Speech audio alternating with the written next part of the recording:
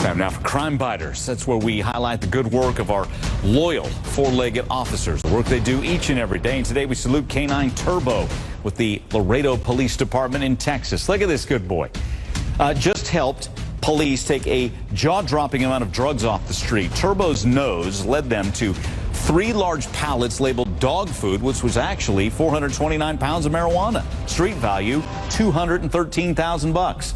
The Dutch Shepherd found the drugs in a Texas warehouse, but no arrests have been made as of yet. I want you guys, though, to know what a terror this pooch is to the bad guys. Just 2 days after that marijuana seizure, K9 Turbo made another big bust. This time, he sniffed 11 pounds of cocaine packed in a Chevy Malibu.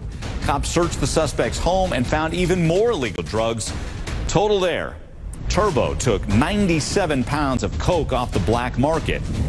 And one of K9 Turbo's impressive skills, last November during a traffic stop, Turbo alerted his handler that there was a hidden compartment in a pickup truck. Police searched and found $1 million in cold hard cash.